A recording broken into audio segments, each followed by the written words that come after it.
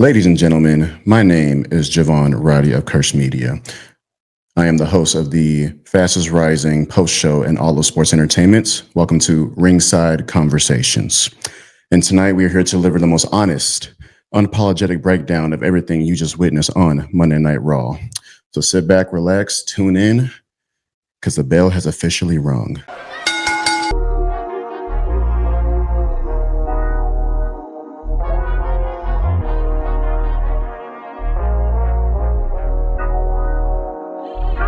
Man, so professional wrestling has been something that has impacted my life ever since I was a young boy. I remember the very first time I ever watched wrestling. It was during Friday Night SmackDown, and my father called me into the living room, and it was CM Punk dressed up as Jeff Hardy. And I remember just seeing like all these lights and music, and just seeing a bunch of people in the arena cheering for somebody. And at the time, it was a hoax because it was CM Punk as Jeff Hardy. And I remember seeing Matt Hardy, brother of Jeff Hardy, coming out. I remember seeing The Undertaker coming out. And I'm just like, who the hell is this tall, scary man coming out of the darkness like that? Since then, I was hooked. I've been a wrestling fan ever since.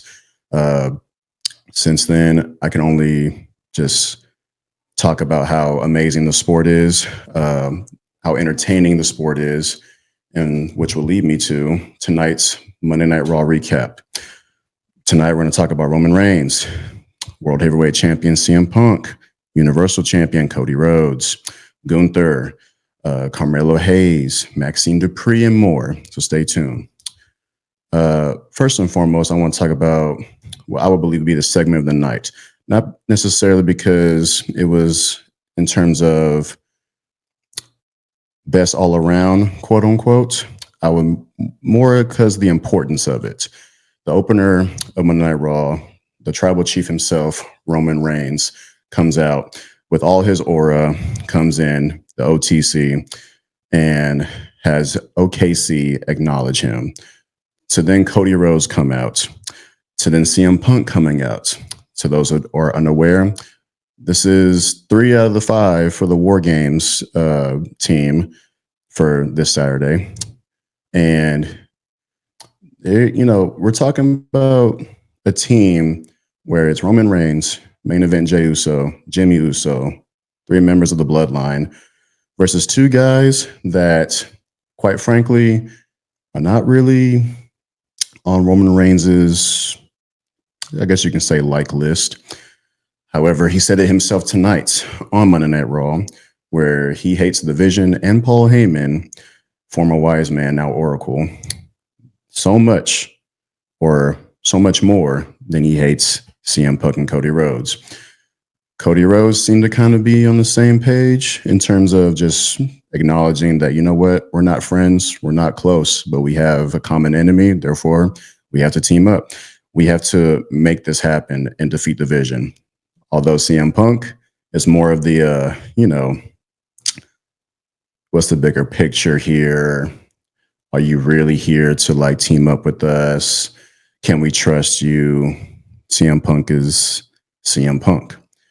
So with that being said, I thought Roman Reigns was perfect here in terms of kind of putting the ball in their court, so to speak. You get to have 2 champions kind of debate whose team this is, so to speak. You have the QB1 and Cody Rhodes, undisputed champion, the same man who dethroned the tribal chief at WrestleMania 41. And then you have CM Punk, a man who essentially Roman Reigns would tell you ruined his life. So on the other hand, you have Jey Uso, Jimmy Uso, and Roman all on the same page, albeit they did lose the advantage match, but we'll get to that later. In terms of match of the evening, quite frankly, you can go 2 options here. My undisputed match of the night was Gunther versus Carmelo Hayes for the My Time Is Now tournament.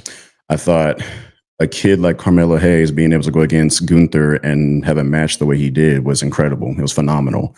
You have Gunther coming back after having an injury way back prior to losing to CM Punk for the World Heavyweight Championship back at SummerSlam for the hosts of the century. And so You have him coming back, and not only the coming back, but coming back to his old theme song. That matters. That matters. And so,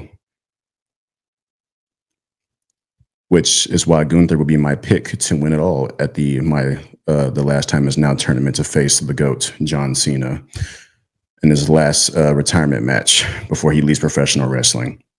I thought the match itself, in terms of Carmelo Hayes and Gunther, was very back and forth. Gunther did an amazing job of just getting heat. He's such a good heel, man. Like, he just knows how to get a crowd reacting to him. And I love the start of the match. Carmelo Hayes just chopping him right away. Let him know, like, I'm not scared. I'm here. Just for Gunther to, okay, kid, you know. And then Carmelo Hayes does what he does best. Like, the kid is a phenomenal wrestler. Like, the kid knows how to perform. Hence why we're going to talk about him more later in terms of pushing. So, match of the evening, Carmelo versus Gunther. That's my pick. I would not be opposed at all if you were to go with Rey Mysterio versus JD McDonough, JD McBighead, JD McDonald, whatever you want to call him. I haven't seen a bad JD McDonough match ever. Like, the kid is just so talented, albeit his head is humongous. But in that ginormous cranium of his, he just has the mind of just knowing what to do in the ring with anybody, any and everybody. And to start off with having Dominic Mysterio fooling AKC, thinking John Cena's in the building, for him to come out and just see a nice little guy dressed up as John Cena. And he even had his own little stew. And that was 10 out of 10, because WWE hasn't done something like that in a fat minute. For them to just, get the crowd reacting, get their hopes up, just for them to be disappointed because it's not John Cena or it's not that wrestler's music that they came out to or whatever. And the little stew did it for me, though. Like, to have the little stew, the cameraman next to the actual stew, the cameraman. John Cena fans know what I'm talking about. That was WWE clocked it with that one. And then, Dominic Mysterio being Dominic Mysterio, generating great heat, being able to just kick bro in the face and then get him in the 619. And then right when he's doing after this frog splash, you have Rey Mysterio come out, interrupt everything. And then obviously Dominic Mysterio slides out, which looks like they're going to set up something for that AAA Mega Championship, which I would definitely pay my money to see.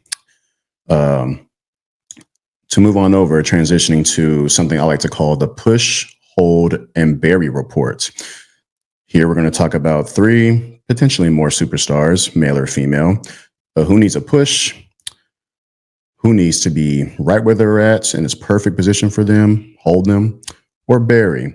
What superstar or superstars need to cut what they're doing? They need a full reset. They need or more or less of what they're doing, whatever the case may be.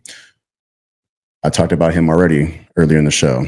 Carmelo Hayes, in my opinion, needs a push. I feel like the kid has done just underrated banger matches after underrated banger matches with whoever you want to put on there, whether it be Sheamus, whether it be Gunther. The kid he's just an excellent worker.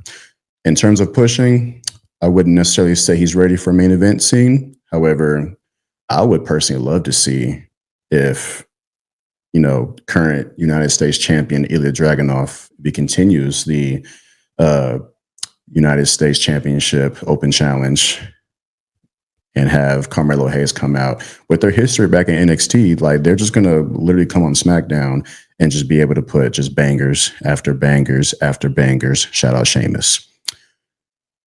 I also have probably a sleeper pick here for push to the Judgment Day. No, not JD McBighead. I'm talking about Raquel Rodriguez. In my opinion, Raquel Rodriguez, easily probably most improved women's superstar of this year. She has been able to just put up, I'm not going to say banger matches, but good enough, in my opinion, whether it be tag team matches or even the one-on-one match with Stephanie Vaquero, World Heavyweight Championship, when she had her opportunity to win the title.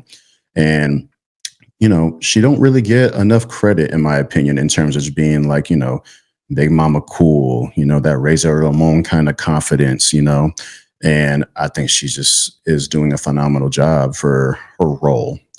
That being said, I think in terms of her, I think her with this next young lady that I'm about to mention, not for a push, but just to keep her right where she's at for a little while, and that's with Maxine Dupree. I, Maxine Dupree has shocked me, not because her matches are phenomenal, not because her matches are 5-star matches, but she has come a long way, like with WWE, just being able to be with Chad Gable, to be under Otis, and now she's kind of sparkling in her little singles run. And what a way to like just throw her into the fire than with someone like the man Becky Lynch for the Women's Intercontinental Championship. I was actually there in Dallas Monday Night Raw when she won her first match against Becky Lynch that set up the whole story between the two of them. And it's just like this cool, I guess you can call it underdog story, whereas just, the man Becky Lynch has done it all. She's main event WrestleMania. She's become the undisputed women's champion. Like she's done everything. And not to mention she has a hot husband in Seth freaking Rollins. And to just have this little girl who looks like a cheerleader, whose confidence is low, come in, and the coolest thing she can do is do the worm, or whatever the case may be, and just she just sleeps on her. And I feel like a lot of people sleep on her. Like being in Dallas, watching them wrestle, it was pretty cool to see it live. And you just see the crowd working to like love Maxine Dupree. And I feel like her winning the title was the right call. And not only that, I feel like she should keep the title for quite a little bit. It really sets up a lot of opportunities for more mid-card action like her and Raquel Rodriguez, her and Roxanne Perez, or even more non-Judgment Day related talent. In terms of burying superstar or superstars, who I think what they're doing right now on television is just distasteful, not a fan of it, don't think the crowd is really buying it or into it. And I might be a lone horse here because, I'm on social media. I see a lot of comments about it week to week. However, I think what the New Day are doing, in my opinion, is quite boring. And I think what they have been doing as heels has been quite boring. It's not all their fault, though. I do believe WWE dropped the ball when they did their first heel turn against Big E, when they did their celebration for the New Day. And that was a heel turn that nobody expected. It's kind of like, I'm not comparing it to the John Cena heel turn. However, nobody thought that John Cena would be a heel ever. And you could think, we've seen heel New Day before. We've seen them do heels before, and they were good at it. However, at that point in time, it just didn't make sense for them to be heel. Or I'm not going to say that it makes sense, actually. It's just something that wasn't predictable. And so that being said, them going to Adam Pearce and giving that boy hell every week, saying they're ruining their tag team chances, outside of the fact that when they lost the World Heavyweight Championships, that the tag team division died and they showed up every week in like funeral, all black and everything. Outside of that, I wouldn't be mad if they went on TV for a while. Bury them. I then want to transition to the main events. The main event was the advantage match for War Games. You have Jimmy Uso versus Logan Paul and Drew McIntyre. Winner gets the advantage at War Games this Saturday. And I already knew that it was going to be a big mess, considering the fact we saw Brock Lesnar earlier in the show. When Brock Lesnar's in the show, madness is going to happen. And I'm going to bring that back up here in a few more minutes. So the Usos versus Logan Paul and Drew McIntyre. Logan Paul, I think he's the best, if not one of the best celebrity professional wrestlers that's ever stepped foot in the ring. Looked very sloppy tonight. He botched quite a few spots.